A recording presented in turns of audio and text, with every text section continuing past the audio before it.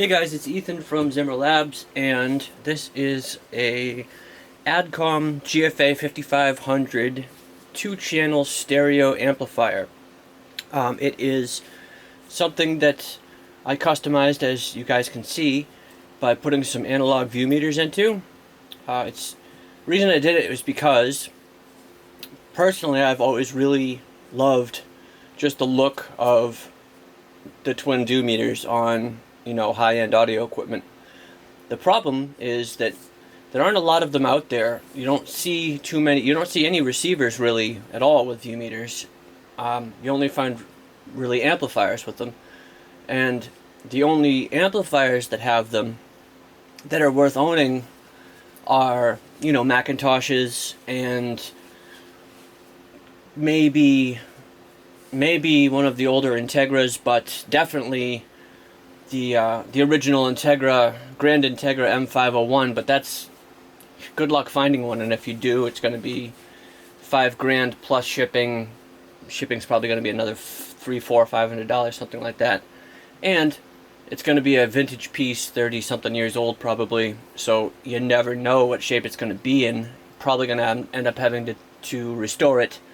The other options are like an Onkyo M504 or an Integra 5030 or Integra 5060, but those, to be perfectly honest, the amplifier sections in those just aren't all that great. I mean, compared to other amplifiers that are more prevalent these days, and compared to the amplifiers that are in the high-end audio equipment that I typically like to use, like my surround sound is an NAD or a B&K or maybe an Integra, but the amplifier in those are going to absolutely crush the amplifiers in the M504. So it's kind of a trade-off. You don't want to have a crappy amplifier just so you can have some view meters, but you want to have some view meters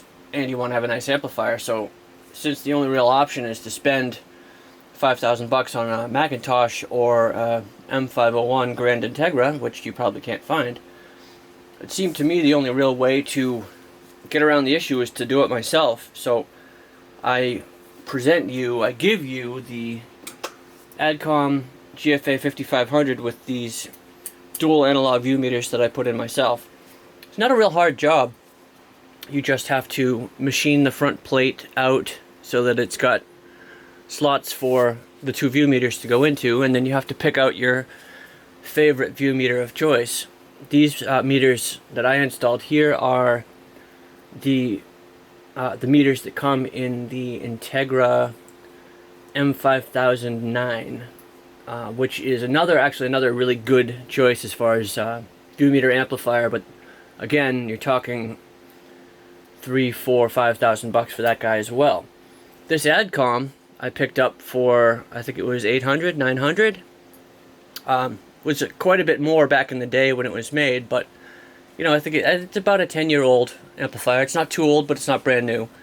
But it's been fully restored, and it's a really good amplifier. As far as these things go, this up here on the left, as you can see, this is what it originally looked like. Just a flat, striped front faceplate. And this is the rear end of it, so it's just RCA inputs, fuses on all the different lines, and banana plugs for speaker outputs. But you'll notice, here's the important part. Power consumption on this guy is 1440 watts. And that's the kind of thing you want to really look at. And also, the main AC power fuse is 12 amps.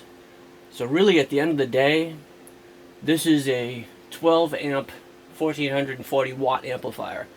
I mean, you're not actually going to see that kind of power out of it, but that gives you an idea of really how much power this guy has at its fingertips. If you had a Integra Onkyo M504 here, it would be 400 watts maximum on the back, not 1440. So that's a huge difference. The actual rated power on this guy is 250 watts per channel at 8 ohms, 350 watts per channel at 4 ohms, and that's not dynamic wattage. That's RMS, you know, genuine, for real, real world power. So this is a for real, real world power amplifier of 500 to 700 watts, which is a real heavy duty, for real, legitimate amplifier. And you know, when you hook it up to speakers, you can tell, you can hear the difference immediately. It's got a whole lot more punch, it's got a whole lot more headroom. But as you guys could see from that original picture, it's kind of bland to look at. So once I slap these view meters in there, I think it looks really a whole lot better now. Let's fire up a track that really kind of shows off the view meters.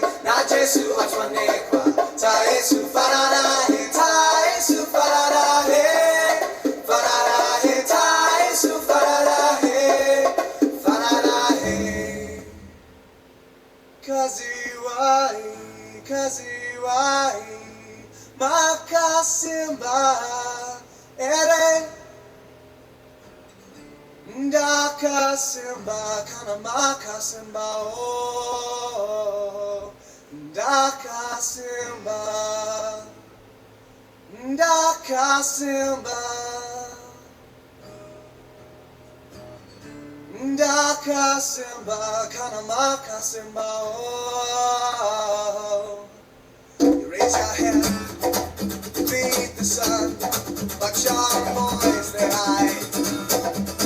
So close to you, do you dare get up and wake the two? Oh, alias, I see you there at work in the daytime. Do you think you could answer all the questions of the world in just one word? I think you could. If you die, will I get word that you're gone? Will I hear it in passing conversation? Will I stop short and fall to the ground? Distance is short when your hand carries what your eye found. Oh, my hand, just one more time. If you're really gonna be there. Oh, my hand, just one more time. If you're really gonna be there. Honest and Manuel, well, you know, they're at school now, given a chance that their fathers never seen. See what's beyond Section 17. And in 10 years, when you look back at your homeboys, when you know they've grown way taller than the tallest sugar cane in the field. If you die, will I get word that you're gone? Will I hear it in passing conversation? Or will I stop short and fall to the ground? Distance is short when your hand carries what your eye found. Oh, my. Alright, so there's a good track. That was Dispatch, Hold My Hand. Great band, great song, but really a good example of, you know, sudden jumps as far as the needles jumping around, and also showing off the different stereo tracks, and the two needles kind of doing different things. There's a lot of music out there these days, especially. For the most part, it's, when they call it stereo, it's really just, it's glorified mono. There's really the same thing happening on both sides. But if you listen to stuff that's a little bit older, you'll see a lot more stereo that's genuinely got different things going on both sides. This is Marshall Tucker Band.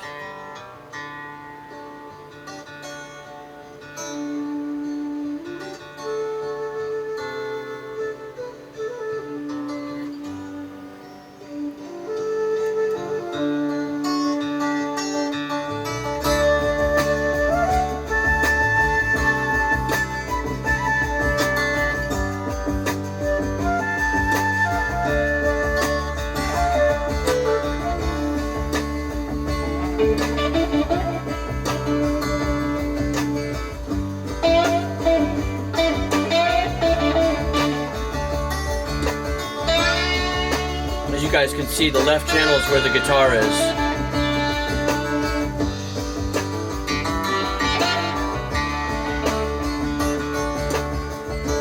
Gonna take a freight train down at the station. I don't care where it goes. Gonna climb a mountain, the highest mountain. I jump off, nobody gonna know. Can't you see? Oh, can't you see what that woman, Lord, she been doing to me? Can't you see? Can't you see what that woman, she been doing to me? Alright. So there's another good example. Let's quickly take you guys under the hood.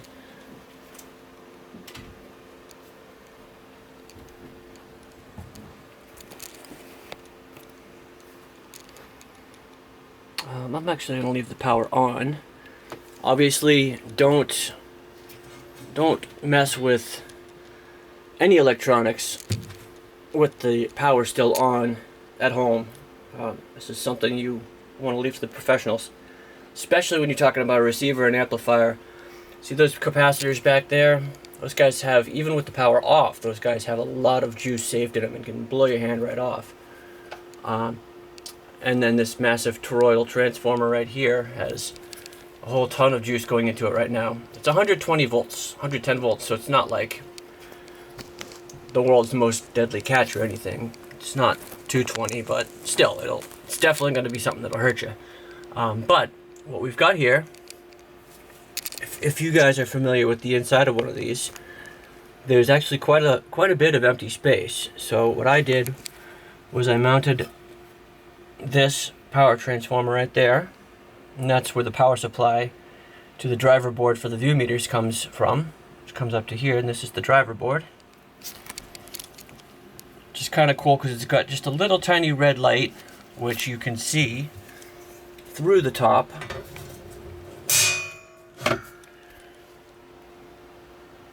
Just gives it a little bit of added cool technology look, as this is not a real high-tech amplifier. This is a very traditional, classic, old-school type of Class D push-pull amplifier.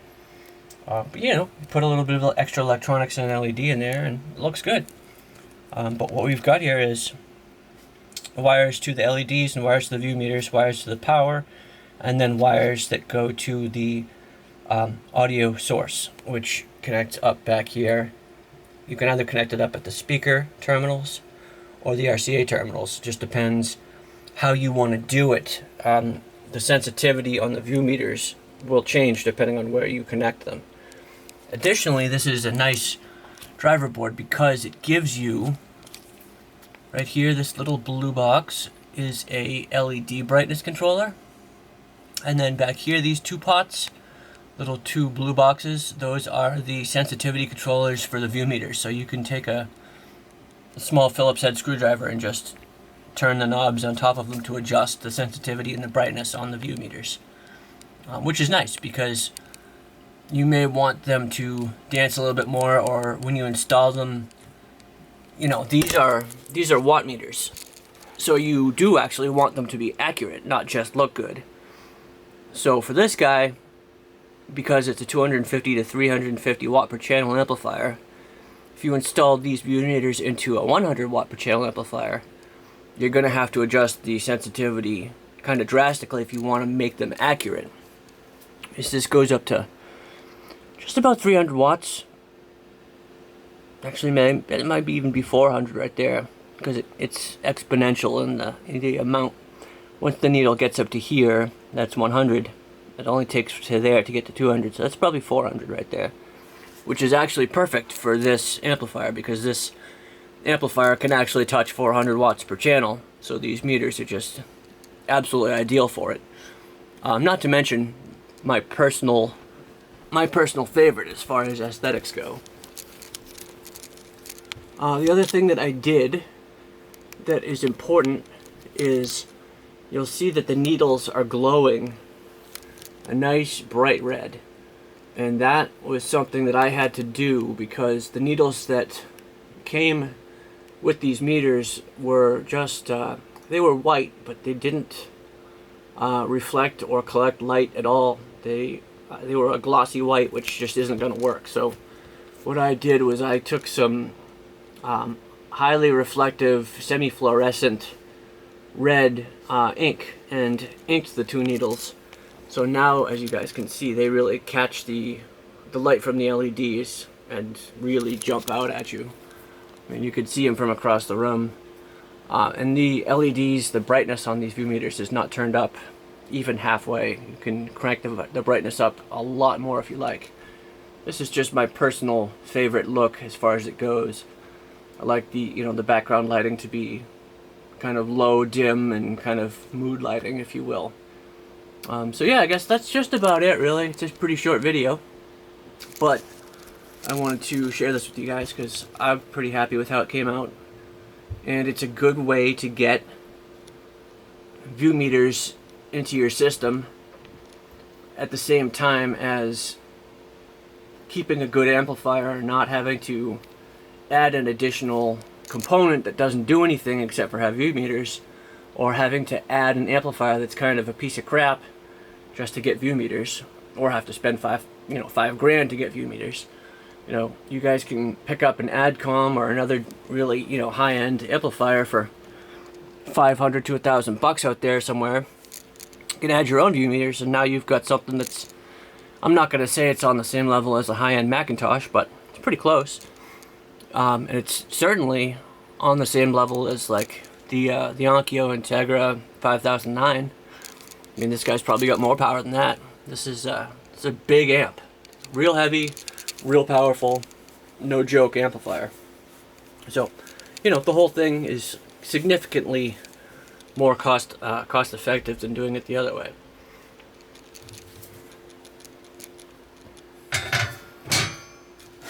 Plus, maybe my other favorite thing about this guy is when you turn it off, it's got a genuine actual power switch. So now that goes off, and this is no longer sucking up electricity. It's really, truly turned off. And it's really well built, solid steel all around, and then aluminum and aluminum solid for the heat sinks and for the front. Well, I think that's it. So, as always, thank you guys for watching. Stay tuned, more to come.